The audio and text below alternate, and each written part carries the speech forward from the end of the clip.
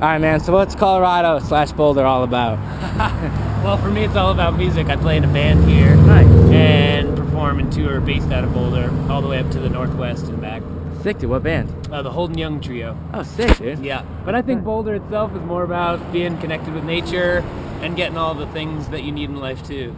Why do you think people are so happy here? Like, why is it such a... Like, everyone I talk to seems so content and pretty happy. Was it the weather, you think? I think that causes people to be happy and they're nice to each other? And what do you think? Well, I think there's a couple things. One of the things you could definitely say is weather. Mm-hmm. And then the contrast to that is that when it is not nice, people are very reflective of that too. Right. But it is nice a lot of the times of the year. Mm-hmm. I think there's a lot of opportunity out here that might have even carried over from its original development. Mm-hmm. There's jobs, there's work, there's money, there seems to be the things that a lot of our country is missing right now. Yeah. It's like a little bubble that's like really nice and like it's interesting because I've been a lot of places that aren't like this. It's an interesting contrast, you know. It is. You go here where it seems like there are a lot of jobs, people are really happy, and most places the opposite. You know? I agree. Weather's not nice, there aren't good jobs, people aren't happy. So it's pretty refreshing to be here, and man, you're lucky, dude. You know. I feel lucky being you here, are, man. and I think most people have that, whatever it is that adds Mm-hmm. adds up to that. But I think a lot of people feel lucky For sure. and wake up and bring that into their day every day instead of feeling downtrodden or under Yeah. pressure. Dude, you seem like a pretty happy person. You say that's a pretty fair... Yeah, I work Well, at it. How do you do it? Like, what's the key?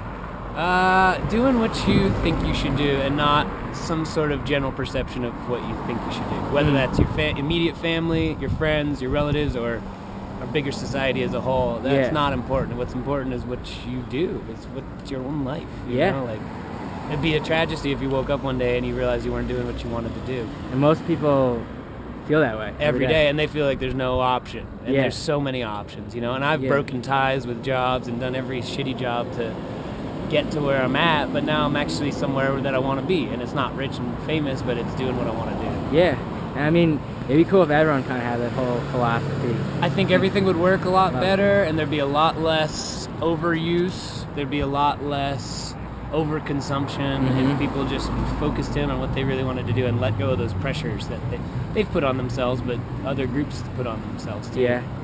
So, if you're president, man, how'd you make the country better? If you're president? If you were. Oh, if I was president? Yeah, what would you do, man? What would be the first thing you did?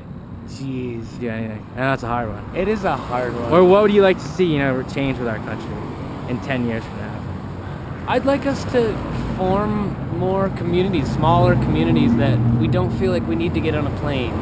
We don't feel like we need to be in the center of everything, but we have communities that are sufficient and work, and people are working to help each other in those situations. Yeah. As opposed to just feeling so isolated. I would try and make our country feel oneness again. And how I would do that, I have no idea. But we feel so separate from each other. We do. And we're not at all. And I think that's a great, no one said that. And I think that's a really great answer because it's making me think of this class I took in college, and I learned about something called like the broken glass window kind of theory, which is when you're in a big city, there's tons of people, and no one really cares about anybody except themselves. You know, say there's a million people here, so screw it. And so when you have a building that's kind of abandoned, and there's no broken windows, you know what I'm saying, no one's gonna throw a rock at it. But then once a couple people start throwing rocks, like in a week, the whole thing has holes in it. And that is kind of what you're talking about, how there is no connection. It's like, why does it matter? You know what I mean?